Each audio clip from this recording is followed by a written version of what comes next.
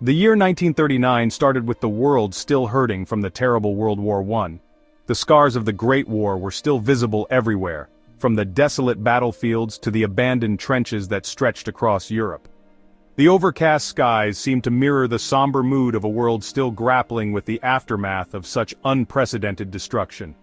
The war, which ended just 20 years earlier, killed millions and destroyed entire countries. Villages were left in ruins, landscapes were scarred by relentless shelling, and buildings crumbled under the weight of the conflict. The physical devastation was matched only by the emotional and psychological toll it took on the survivors. The Treaty of Versailles, meant to bring peace, actually caused anger and problems. Diplomats argued endlessly, and the treaty document, rather than healing wounds, seemed to deepen them.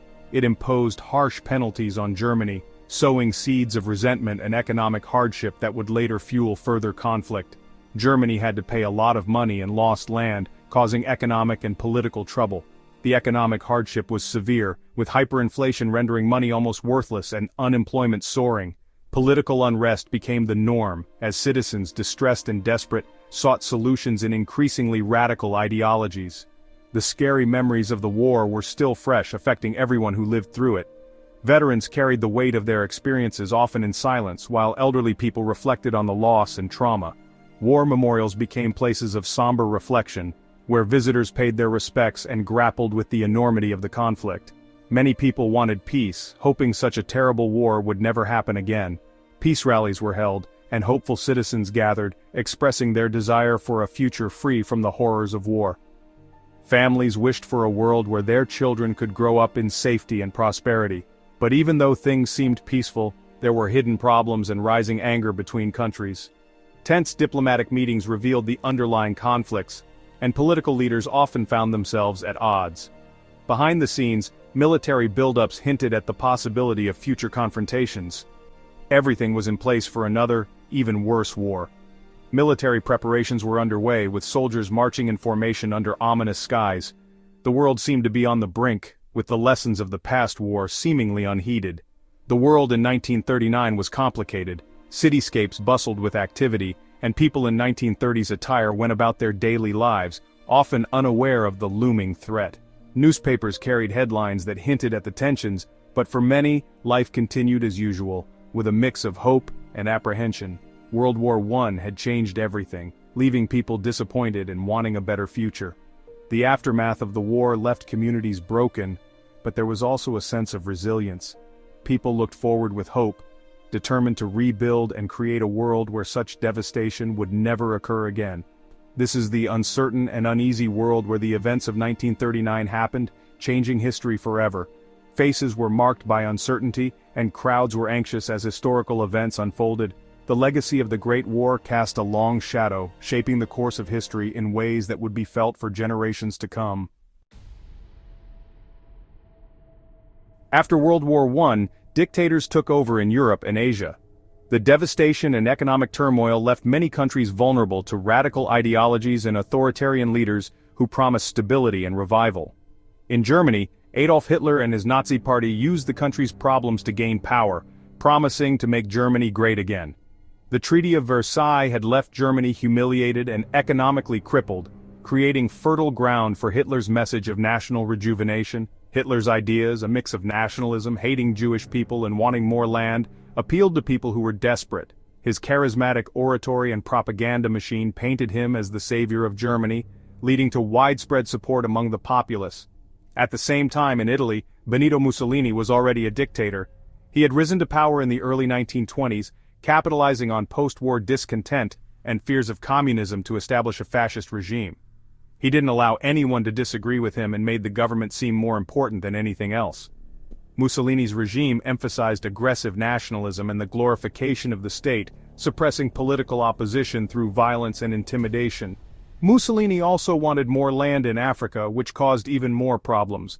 His imperial ambitions led to the invasion of Ethiopia in 1935, further destabilizing the region and drawing international condemnation. In the Soviet Union, Joseph Stalin was a cruel dictator who got rid of anyone he didn't like. Stalin's reign was marked by brutal purges, forced labor camps, and widespread surveillance, creating a climate of fear and repression. These dictators, each with their own bad ideas, all hated democracy and freedom. They sought to consolidate power by dismantling democratic institutions and promoting ideologies that justified their absolute rule. They controlled everything, using propaganda, fear, and violence to stop anyone who disagreed with them.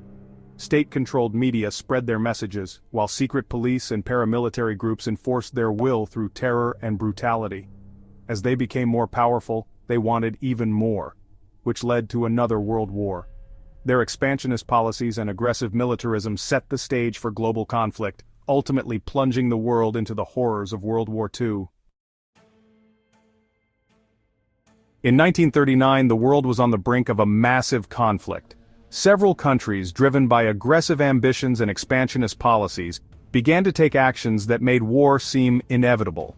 In Asia, Japan had already been waging a brutal campaign against China since 1937. The Japanese invasion was marked by extreme violence and atrocities, aiming to expand their empire and secure resources. The war inflicted immense suffering on the Chinese population. Cities were bombed and countless civilians were forced to flee their homes, becoming refugees.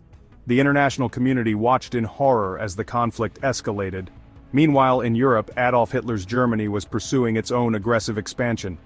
Hitler's vision of a greater Germany led to the annexation of neighboring territories. In March 1938, German troops marched into Austria in a move known as the Anschluss. The annexation was met with little resistance, and many Austrians welcomed the unification with Germany. Later that year, Hitler set his sights on the Sudetenland, a region of Czechoslovakia with a significant ethnic German population. He claimed it was necessary for the protection of these Germans. Despite efforts by Britain and France to maintain peace through diplomacy, Hitler's demands grew bolder. The leaders of Europe were desperate to avoid another devastating war. In September 1938, the Munich Agreement was signed, allowing Germany to annex the Sudetenland.